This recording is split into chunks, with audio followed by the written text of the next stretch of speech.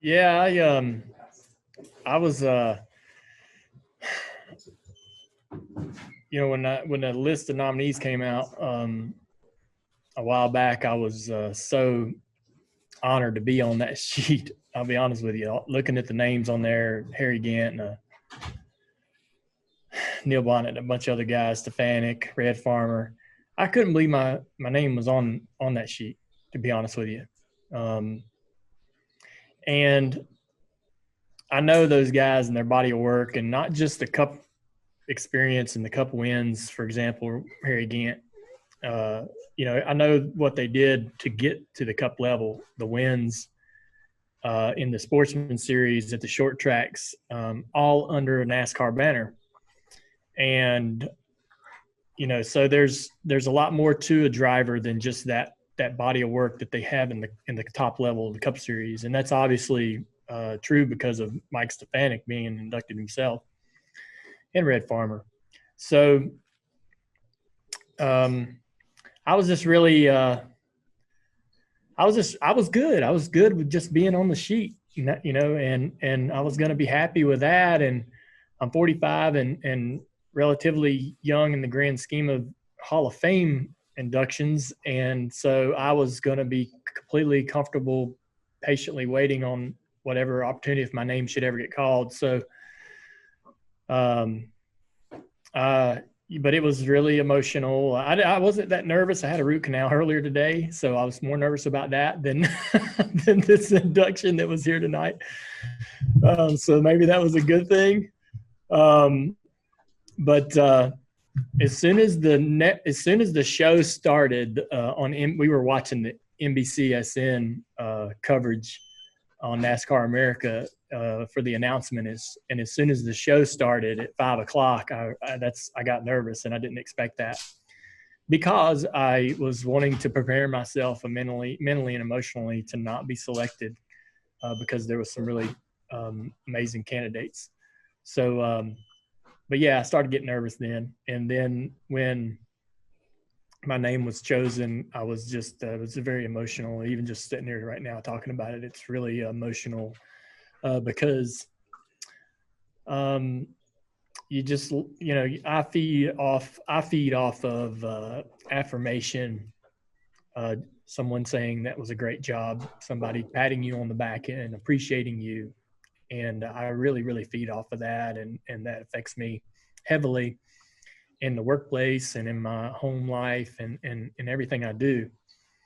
And I think that's why I had so much great success with Steve Letarte, because he was such a great cheerleader.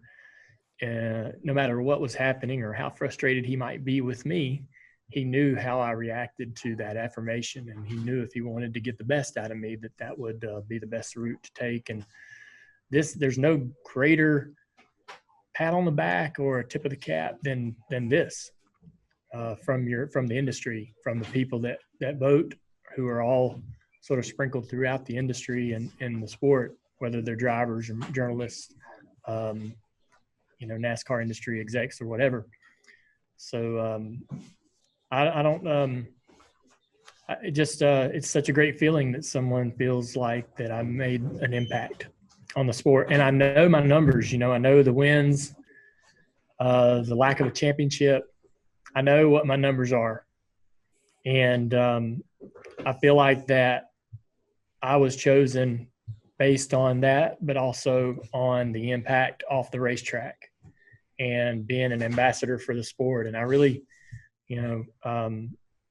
didn't take that seriously early in my career. When I was young, it was just about me, and I want to have fun. I want to race and do all those things. But as I got older, I really started to think about the health of the sport and what I could do to make sure that the sport was better every day and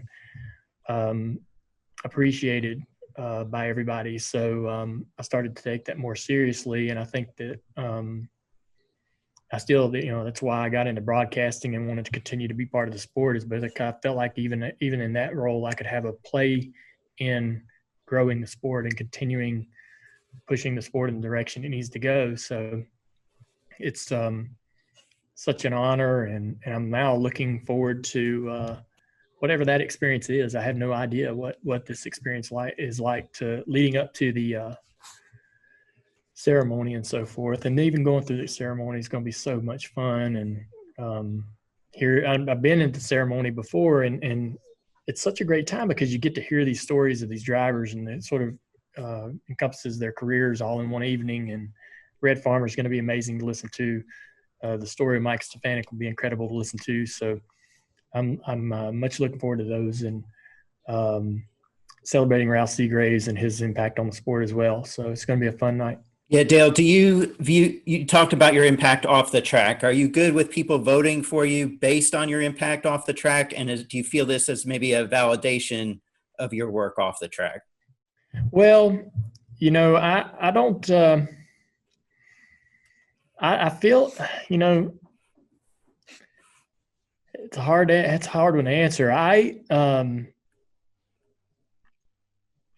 just wanted, there was a point in my career, Bob, that I started to think, okay, I'm not going to win 7 championships. I'm not maybe even going to win 1 championship. I'm not going to win 100 races, might not even win 40 races.